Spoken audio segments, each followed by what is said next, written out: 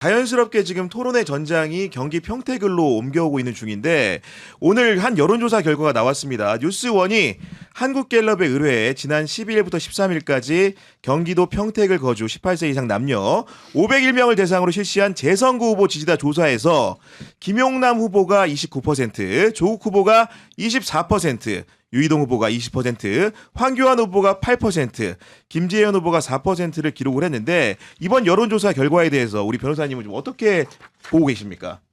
잘 보고 있습니다.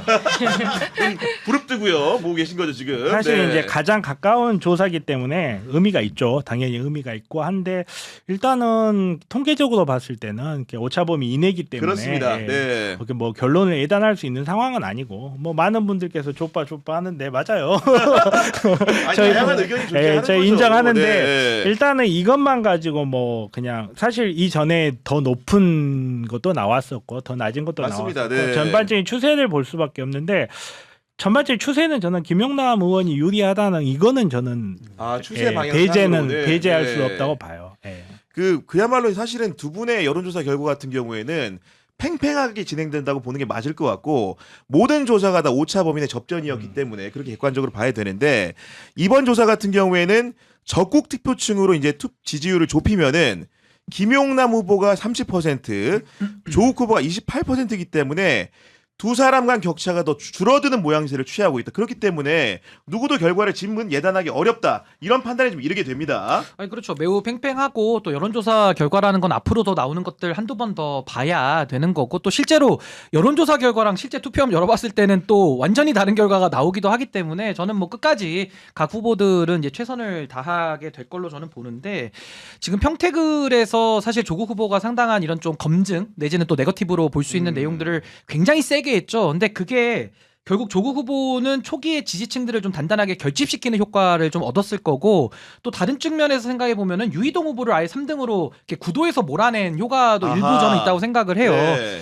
근데 이제 다만 어디가 문제냐면 지금 민주당과 조국혁신당과의 관계가 이제 우당이라는 표현을 많이 쓰는데 우당이라는 거는 조국혁신당만 우당이 아니라 진보당, 사회진보당, 뭐 예를 들면 내란을 막기 위한 제세력들을 다 우리가 우당이라고 부른다면 우당은 우당인데 선거를 앞두고 경쟁을 하면 이건 또 정당 정치의 근본을 지켜야 되는 거거든요. 그런 차원에서는 조국 후보가 조국혁신당의 후보인데 결국에는 민주당스러움을 스스로 얘기하고 있다 보니까 이건 사실 어떻게 보면 조국혁신당 당원들에 대한 결례가 되는 거고 또 이게 참 이해하기 어려운 부분은 조국혁신당에서도 의원들이 12명이나 있는데 민주당스러운 후보라는 얘기를 조국 후보가 할 때 아무도 공개적인 문제 제기를 안 하는 것도 정말 좀 이해하기 힘든 그런 상황이고 또 하나는 민주당 입장에서 보면 민주당의 당원인데 뭐 개개인의 당원들이 전 선택하는 거는 뭐 비밀 투표니까 그건 알아서 하면 되는 건데 당은 민주당인데 대놓고 드러나게 조국 후보를 응원하는 분들이 계시거든요. 이거는 제가 오늘 오다가 봤는데 그 중에 한 분입니다. 제가 그 실명을 거론해 죄송한데 그 이호철 전 수석 있죠. 그 민정수석 과거에 청와대 민정수석 하셨던 그분은 제가 오늘 영상 뜬 걸 보니까 민주당원이신가 봐요. 근데 당원임에도 불구하고 그냥 뭐 민주당이 이렇게 할 수 있냐라고 하면서 조국 후보를 노골적으로 지지를 하러 아예 평택까지 오셨더라고요. 그래서 저는 이거는 정당 정치의 저는 근본을 무너뜨린다고 생각해요. 그러니까 저는 그분이 조국 후보를 지지하지 말라는 얘기가 아니라 지지할 자유가 있어요. 근데 있는데 문제는 정당 정치의 근본이라는 게 있기 때문에 결국 그렇게 되면 민주당을 탈당해서 조국혁신당이 입당을 해서 조국 후보를 지지하거나 아니면 해당행위 얘기가 안 나오게 당적을 안 갖고 무소속에서 뭐 누구를 다 지지하는 건 상관없으니까 그렇게 하셔야지 민주당의 당적을 가지고 민주당원인데 다른 당의 후보를 막 지지하고 공개적으로 이렇게 하면 이거는 민주당 입장에서는 저는 문제를 제기할 수밖에 없다. 그 사람이 어떤 배경을 가지고 어떤 친분이 조국 후보랑 있는지는 모르지만 그건 그분들의 사적인 거고 정당 정치는 공적 영역이잖아요. 네. 그러니까 전 이런 부분에 있어서는 조금 민주당 내부가 고민이 깊고 전 이런 부분에 약간 당의 질서와 근간을 좀 이렇게 훼손하는 부분에 대해서는 저는 강력하게 이건 좀 대처를 할 수밖에 없는 거 아니냐. 조국혁신당에 대해서 우당이라고 하는 거는 사실 이제 민주당과 어떻게 보면 조국혁신당은 민주당의 틈새에서 태어난 당이기도 하고 사실 5대 초까지만 하더라도 조국혁신당과 민주당의 합당이 굉장히 진지하게 논의가 됐었고 그 합당 안 하겠다는 게 아니고 지선 이후로 이 논의를 미루자라고까지 한 부분이 있어요. 그런 부분 관점에서 민주당과 조국혁신당 어떻게 보면 조국혁신당에서 민주당보다 더 민주당스러운 이런 이야기를 하는 게 그냥 당이 두 개 각각의 다른 당이다 놓고 생각하면 어렵게 이해가 안 될 수 있는 부분도 있지만 결국 합당을 계획했었고 앞으로도 합당할 가능성이 충분히 있는 당이라는 점. 그런 그리고 전제를 둔다면 그렇죠. 네. 그리고 민주당과의 관계 그리고 이재명 대통령과의 관계의 특수성을 생각해 보면 충분히 할 수 있는 방향이다라고 생각을 해요. 그리고 물론 저는 저 말씀엔 동의해요. 해당 행위에 해당할 수 있다. 민주당에 당적을 하고 가진 하면 사람이 그렇죠. 공개적으로 지지하는 거는 그러나 다만 민주당 당원이 보다 더 민주당의 영역을 극대화하는 방향에서 외부에 있는 조직과도 손을 잡아야 된다라는 면에서 나는 비록 민주당인데 조국혁신당과 좋은 관계를 유지하는 게 좋지 않겠느냐. 나 한국인인데 일본하고 좋은 관계를 유지하는 게 좋지 않겠느냐라고 하는 게 한국에 대한 배신 행위는 아니거든요. 마찬가지로 물론 이제 그 사람의 맥락이라든지 발언의 관점이라든지 이런 좀 다양한 부분을 봐봐야 되겠지만 결국 아직은 한 몸은 아니에요. 네. 아직은 한 몸은 아니고 한 몸이 될지 안 될지 확정된 건 없어요. 그렇습니다. 하지만 특수관계 단지 그냥 비슷한 결을 갖는 진보적인 정당이라는 걸 넘어서 합당을 논하고 있고 그리고 향후에도 합당할 가능성이 충분히 있는 관계 그리고 전략적 우호관계, 전략적 협조를 충분히 얻을 수 있는 관계라면 저는 그 정도의 행위도 이거는 해당 행위다라고 단언하는 건 좀 문제가 있다고 근데 생각합니다. 저는 이 부분에 대해서는 좀 문제를 전 제기하고 싶은 게 그럼 같은 논리로 예를 들어 김관영 후보와 좀 인연이 있는 분이 민주당에도 계실 거 아닙니까? 그럼 그분이 전북에 가서 김관영 후보를 지원하고 차담을 하면서 나는 뭐 이 정도는 우당으로서 다 뭐 당은 아니지만 뭐 우호적 후보로서 나는 지지해줄 수 있다라고 하면은 정청래 대표가 냈던 그 공문에 따르면 그건 엄벌을 좀 해야 되는 상황이거든요. 그러니까 이게 조국이라는 사람에게는 기준이 좀 완화되고 김관영이라고 하는 사람에게는 기준이 강화되는 이런 부분을 저는 좀 혼란을 줄 수 있다는 거고. 저는 그것도 똑같이 생각하면 안 된다고 생각하는 게 김관영 같은 경우는 당의 뜻을 명시적으로 거부한 사람. 그러니까 그 판단이 네. 자의적이라는 거고 네. 두 번째는 전 이 부분을 지적하고 싶은 게 아까 합당 얘기를 하셨는데 그 합당이 올바르고 바르면 합당이 돼야 되잖아요. 근데 그때 정청래 대표가 절차를 어기고 제안을 한 건데 3주 만에 그게 막혔거든요. 그러면서 이제 뭐 약간의 절충적으로 뭐 지선 이후에 논의하자 이렇게 좀 열어놓은 상태인데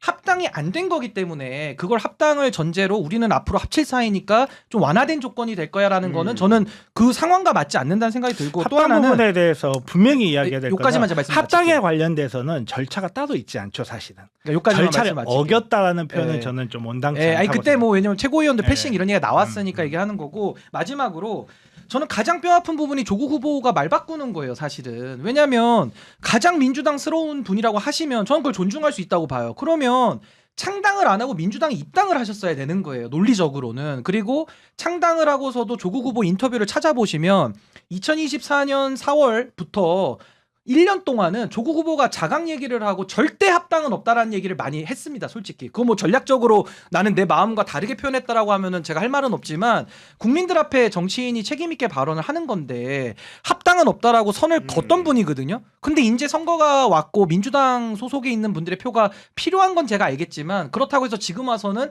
본인의 말까지 뒤집어가면서 내가 가장 민주당스럽다라고 하면서 뭐 합당 얘기까지 지금 안 하고 있습니다만 만약에 조국 후보도 우리 정 변호사님 말씀대로 합당까지 지금 예고하면서 이런 플레이를 하신다라고 한다면 전 이거는 국민들의 공감을 받기는 매우 어렵다. 2024년 상황을 지금에 와가지고 끼워 넣는다는 것도 쉽지 않을 뿐만 아니라 만약에 그런 식으로 논리를 전개를 해나간다면 저는 이제 원치는 않지만 김용남 의원님은 그럼 그때 당시에 민주당에 들어와가지고 후보가 될 거가 상상을 했을까요?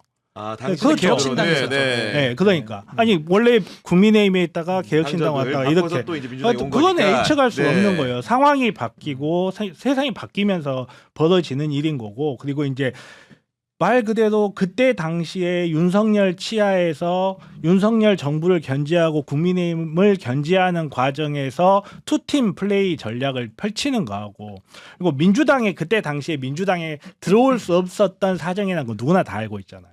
정치적 선택으로서 아니 본인도 민주당으로 들어와서 민주당 공천을 받았으면 더 편하게 정치를 할 수 있었겠죠. 근데 그때 당시의 상황, 2024년 당시의 상황, 네. 본인 재판도 아직 끝나지 않은 상황, 그 상황에서 정치적으로 본인이 움직일 방법을 택한 거고 근데 그걸 가지고 말이 바뀌었다라고 생각한다면 저는 그거는 어떤 후보한테도 똑같이 돌아갈 수도 있다고 저는 봐요. 그 사정을 보면은 이호철 전 수석 같은 경우에는 그렇게 이제 조국 후보를 지지하는 태도를 취한 반면에 문재인 정부에서 함께 복무했던 박수현 충남지사 후보 같은 경우에는 공개적으로 말한 것 같은데 자기 같은 경우에는 그 기본적으로 조국 후보와 좋은 관계를 유지하고 있지만 민주당의 당원이기 때문에 이번 선거에서는 김용남을 지지한다 이런 식의 공표된 의견을 밝혔던데 이유진 기자가 볼 때 좀 어떤 선택이 좀 옳다고 보이십니까? 굉장히 어려운 질문이긴 한데요. 저는 근데 이 말씀을 좀 드리고 싶긴 했어요. 네. 이번 여론조사 결과에서 제가 좀 주목한 거는 오히려 유이동 후보나 황교안 후보 같은 이제 보수 진영 그 후보자들의 어떤 여론조사 지지율인데 황교안 후보 같은 경우도 계속 꾸준히 8%에 맞아 유지하고 있어요. 유지를 네. 하고 있고 결국 제가 봤을 때 어떤 명분을 떠나서 결국은 이기는 선거를 해야 되지 않겠습니까? 이제 그렇게 봤을 때 김용남과 조국 중에 누가 이 보수 진영의 후보들과 붙었을 때 승산이 있냐 이렇게 봐도 사실 이번 여론조사에서 가상 양자 대결을 했을 때 김용남 후보가 그 격차가 훨씬 벌어졌단 말이죠. 네. 그래서 이런 부분을 좀 눈여겨봐야 되지 않나. 이게 결국은 진보 진영끼리의 싸움도 중요하지만 보수 진영을 이기는 선거가 되지 않겠습니까? 이제 그런 것도 한번 이 단일화나 이런 기준점으로 좀 제시를 했으면 좋겠다. 그러니까 이 포인트가 상당히 중요했는데 가상 양자 대결을 하면은 정말로 누구로 단일화를 해도 편하게 이기는 구도가 지금 나오는 상황인 거고 지금 이 다자 구도로 치는 선거 상황 속에서는 여론조사에서 30% 선을 넘는 후보가 잘 등장하지 않는 상황이기 때문에 그러면 선거가 불과 3주도 안 남은 상황에서 조국 후보와 김용남 후보는 단일화를 해야 되냐 말아야 되냐 이런 문제에 봉착하는 건데 민주당의 박지원 의원 같은 경우에는 흔히들 정치 구단이라고 많은 분들이 얘기하는데 지금 바로 단일화가 평택부터 돼야 된다 이런 얘기를 하고 계시거든요. 어떻게 생각하십니까? 그러니까 이제 뭐 단일화가 돼야 된다라는 분들은 제가 볼 때는 조국혁신당에 대한 애정을 많이 가지신 분들이 그런 이야기를 하실 것 같아요. 아마 그분들은 선거 끝나고 나면 아마 합당에 대한 목소리도 전 내실 거라고 봅니다. 뭐 네. 충분히 낼 수 있고 그게 이제 뭐 당원들의 선택을 또 받아야 되는 면이 남아 있는 건데.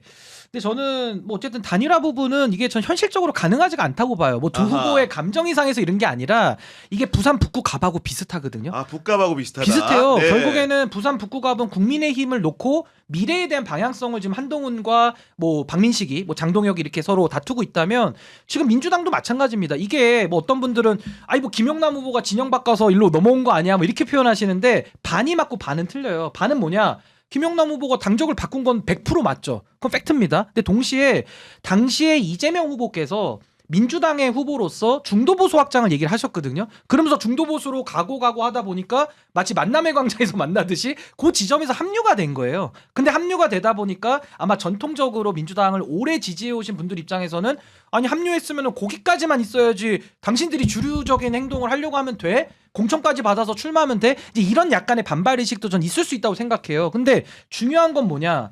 중요한 건 단일화를 했을 때 민주당도 이재명 정부가 지금 가고자 하는 실용의 노선과 이런 통합의 노선과 민주당이 전통적으로 지금까지 해왔던 나름의 좀 진영적 사고방식과 좀 이념적인 부분들이 분명히 있거든요. 그러니까 저는 이제 그런 부분에 반대해서 저는 지금 당원이 될 수가 없는 그런 사람인데 결국은 민주당 입장에서도 중도보수 확장이라는 그 큰 흐름 아래서는 앞으로 민주당이 어떤 방향성으로 더 갈 것이냐라는 선택을 해야 되는 거예요. 그런 상황에서는 김용남 후보가 상징하는 실용 그리고 지금 조국 후보가 상징하는 과거의 전통적인 이제 민주당의 흐름이 분명히 있는 거기 때문에 전 여기에 대해서는 둘이 합쳐도 아하. 이게 좀 방향성에 동의가 안 되면은 저는 유기적인 화학적 결합은 매우 어렵다. 근데 그거는 북구갑도 마찬가지예요. 그래서 거기도 합치면 하정우 후보가 더 유리해지거든요. 그러니까 여기서도 만약에 조국 김용남 조국이 합치면 별로 시너지는 안 나고 오히려 그 남은 표가 투표장에 안 가든지 아니면 유이동 후보한테 가든지 아마 이런 게 역설적으로 날 것 같아서 저는 그냥 오자로 아마 끝까지 갈 것 같다. 없을 것이다. 저 그런 생각이 들어요. 생각하시는 거고. 네, 저도 완전히 동의합니다. 그러니까 네. 저는 상징적인 것보다는 앞으로 이제 뭐라 해야 될까? 결국 이걸 하려면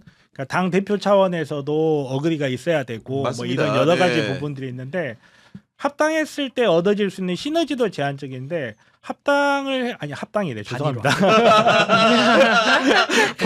본심이 이런 식으로 단일화를 했을 때 얻어지는 시너지도 제한적일 뿐만 아니라 단일화하고 나서 그 결과에 상관없이 그 각자에게 미쳐질 정치적 이익도 너무 제한적이어서 저는 합당의 효과는 거의 없을 거다. 또 합당이라네. 단일화를 의미할 것이다. 그러니까 네. 오히려 김재원 대표께서 어떤 식으로 단일화가 이루어질 가능성이 있을 수 있어도 김재현 진보당 예. 대표에 대해서 김용남 후보와 조국 후보가 단일화가 되기는 저는 극히 어려울 거다. 그리고 또 하나 그게 있어요. 정청래 대표 입장에서도 본인이 공천을 줬잖아요. 그리고 후원회장까지 지금 하고 있는 이런 상황인데 만약에 경우의 수가 조국 후보가 높고 김용남 후보가 2등이에요. 그러면은 뭐 단일화 얘기 나오든지 뭐 어떻게 해서 주저앉힐 수가 있는 명분이 있는데 지금 김용남 후보가 그래도 좀 약간의 야구세로 지금 나오고 네. 있는 건 맞고 최근에 여론조사 시간이 그렇죠. 갈수록 네. 김용남 후보가 아무래도 민주당의 조직이 있다 보니까 더 유리할 것이다 내지는 보수 확장의 가능성이 높기 때문에 유이동 후보 표를 가져올 수 있는 분이다라는 평가는 좀 지배적이거든요. 그런 상황에서는 정청래 후보 입장에서 제가 그 속마음은 모르지만 김용남 후보를 주저앉힐 수도 없는 거예요. 그러니까 그러다 보니까 민주당에서는 김용남 후보가 이제 이번 조사 1위가 나왔으니까 아마 네. 그대로 갈 거고 뭐 조국 후보가 일단은 쫓아가는 입장에서는 아마 요거는 오자로 아마 승부가 끝까지 나지 않을까 그런 생각이 듭니다. 저도 이제 민주당 내부 기류도 좀 취재를 해봤는데 민주당 내에서도 단일화가 좀 쉽지 않을 것 같다. 쉽지 않을 것 같다. 그런 기류가 좀 읽히더라고요. 김용남 후보의 의지도 좀 이렇게 단일화보다는 이제 완주로. 완주로 굳혀지는 것 같고 그런 면에서 조국 후보 마찬가지로 여기서 드랍하면 사실상 정치 생명 위험한 거거든요. 그래서 끝내 단일화는 좀 어렵지 않겠나 이런 그런 기류가 생각을 좀 하고 있다. 읽혔습니다. 조국 후보 같은 경우에는 오늘 아침에 KBS와 인터뷰를 했는데 굉장히 이렇게 오묘한 답변을 한 부분이 있습니다. 단일화에 대한 질문을 받았는데 이렇게 답을 하셨는데요. 지급 시점에서 예를 들어 여론조사로 단일화를 한다? 그건 평택 시민에 대한 예의가 아니라고 생각한다. 쉽게 얘기해서 지금 여론조사 방식으로 단일화하는 것은 난 동의 못한다. 이렇게 말은 했지만 뒤에 어떻게 붙였냐면은 평택 시민들이 스스로 주도해 나가는 그런 검증과 평가 과정 시간이 더 필요하다. 한참 시간이 흐른 뒤에 만약에 평택 시민께서 단일화를 하라고 이렇게 명령을 하신다면 누구든 따라야겠죠.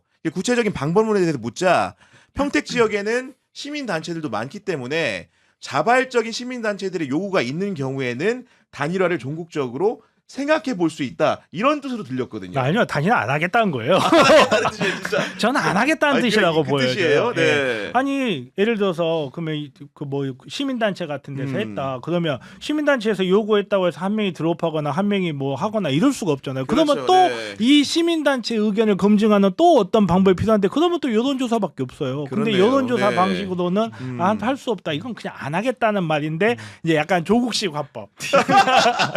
중국식 화법으로 이렇게. 나는 안 네. 할 건데, 그러니까 내가 안 할 거야 이렇게 말하기보다는 이거는 평택 시민에 대한 예의가 아니다. 예의가 아니다. 네. 약간 좀 이렇게 말씀하신 거고 저는 이건 안 하겠다는 말로. 그리고 저는 조국 후보의 말씀이 맞다고 생각해요. 왜냐하면 오늘자 기준으로는 그 유이동 후보는 지금 김용남 후보랑 오차범위 바뀌거든요. 근데 김용남, 조국 이 두 분은 면밀히 말하면 오차범위 내에 아니에요. 있어요. 예. 근데 오차범위 내에 있어서 누가 우열을 가릴 수가 없는 상황인데 누구 하나를 주저앉혀야 된다? 쉽지 이거 않지. 불합리하죠. 그리고 네. 그럴 이유도 없고 예.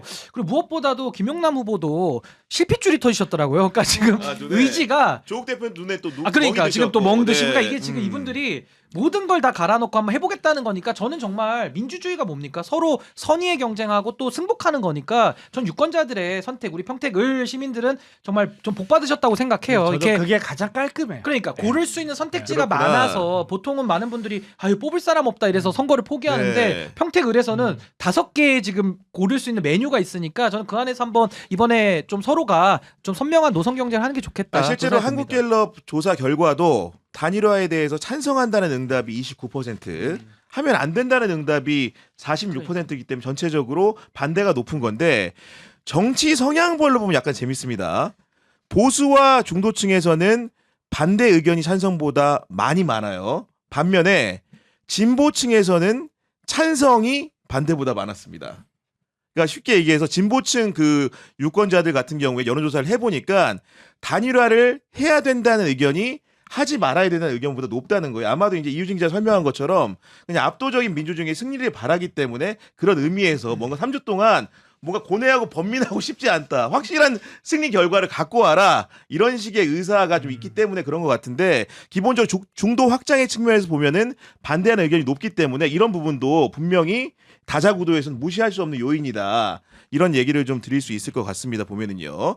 그리고 이제 울산시장 선거 같은 경우에도 단일화 굉장히 여파의 영향을 많이 받게 되는데 방금 전에 속보가 하나 들어온 게 조국혁신당의 황명필 후보가 이렇게 밝혔습니다. 울산시장 후보 김상욱으로 단일화에 합의하기로 했다. 이렇게 의견을 내놨는데 좀 어떤 기류로 봐야 되겠습니까? 전 잘했다고 보죠. 음. 잘한 선택이다. 그리고 네. 거기에서 사실은 얻을 수 있는 것도 현실적으로 있지가 않고 이제 그 대승적 차원에서 접어주는 것도 저는 잘 선택했다. 네. 본인을 위해서도. 본인을 위해서. 결국은 1차 단일화 민주당과 조국혁신당이 단일화 된 거고 2차 단일화로는 진보당과의 단일화 그렇죠. 문제가 남았는데 네. 오늘 민주당 그 지도부의 기류를 보니까 뭔가 좀 될 것 같다는 느낌이 좀 왔다면서요? 네, 왜냐하면 계속 수시로 협상 절차를 밟고 있다라고 취재가 되고 있거든요. 음. 그런 거 봤을 때 사실 그 민주당 내에서도 울산은 좀 이게 단일화가 긍정적 기류가 있다 이렇게 좀 흘러가는 추세인 것 같습니다. 모양새가 지금 평택 같은 경우에 단일화가 사실 논의할 수 있는 상황조차 아니지만